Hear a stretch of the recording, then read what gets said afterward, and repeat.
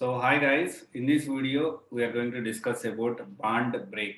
Bond break చేస్తే ఏమవుతుంది, అసలు బాండ్ అనేది మనము ఒక అగ్రిమెంట్ అనేది మనం లేకపోతే ఒక బాండ్ అనేది మన కంపెనీకి 2 ఇయర్స్ వర్క్ చేస్తాం, 3 ఇయర్స్ వర్క్ చేస్తాను మన కంపెనీకి ఇవ్వచ్చా, అది ఎంతవరకు కరెక్ట్, ఒకవేళ ఇవ్వకపోతే ఒకవేళ ఎలా ఉంటుంది, ఒకవేళ ఇస్తే దానివల్ల మనకేమన్నా ప్రాబ్లమ్స్ వస్తాయి అనే తర్వాత ఫర్దర్గా. సో దీని గురించి మనం డిస్కస్ చేసుకుందాము. సో ఫస్ట్ థింగ్ ఏంటి అంటే, బాండ్ అనేది ఏంటి అంటే ఒక చిన్న అగ్రిమెంట్ లాంటిది.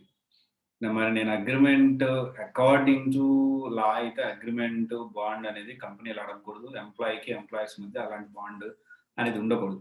కానీ వాళ్ళు ఏం చేస్తారంటే, సో మా దగ్గర ఇన్ని ఇయర్స్ ఉండాలి, అందుకని దానికి కావాల్సిన స్కిల్ అనేది మేము ఇతనికి ఇస్తా ఉన్నాము. సో ఆ స్కిల్ కోసం మాకు ఇంత ఖర్చు అవుతా ఉంది.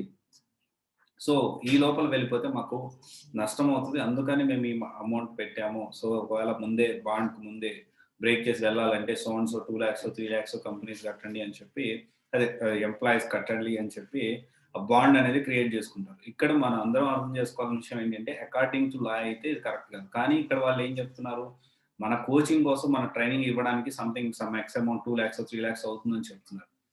ఇక్కడ ఏంటి అంటే, ఇక్కడ బాండ్ ఇవ్వచ్చా ఇవ్వకూడదా అంటే, most of the time bond అనేది ఆల్మోస్ట్ ఏంటి అంటే ఇవ్వకుండా ఉండడానికి ట్రై చేయండి కంపెనీకి మీకు మధ్య. ఎందుకంటే తర్వాత ఏమవుతదంటే ఆఫర్ లెటర్, రిలీవింగ్ లెటర్ వాళ్ళైతే ఇయ్యమను అనే మాట అనరు. డెఫినిట్‌గా ఇస్తామనే అంటారు.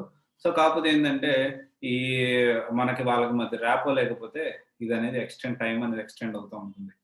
సో ఎప్పుడైనా గానీ బాండ్ అనేది ఇవ్వకుండా ఉండడానికి ట్రై చేయండి. సో తప్పనిసరి పరిస్థితుల్లో ఇస్తాను అంటే ఆ కంపెనీ గురించి ప్రాపర్‌గా తెలుసుకొని, ఓకే ఇవ్వచ్చు, ప్రాబ్లమ్ లేదు అని మీకు ఒక కంక్లూజన్ వచ్చిన తర్వాత అప్పుడు ఇవ్వండి గానీ, సో ఒక బాండ్ బ్రేక్ చేయొచ్చా అంటే, కొన్ని ఎక్సెప్షనల్ కేసెస్‌లో మనది కావాలని కాకపోయినా మనం హైయర్ స్టడీస్ చదవాలనో లేకపోతే ఇంకో రకరకాల కారణాల వల్ల బాండ్ బ్రేక్ చేయాల్సి వస్తుందేమో. బట్ అలాంటి టైంలో మాక్సిమం ఏం చేస్తారంటే మేనేజర్‌ని కూర్చోబెట్టి సో అండ్ సో పరిస్థితి, నేను ఇలా ఉంది ఈ సిట్యుయేషన్ అని చెప్పి మనం అనేది అతనికి ఎక్స్‌ప్లెయిన్ చేయడానికి ట్రై చేయాలి.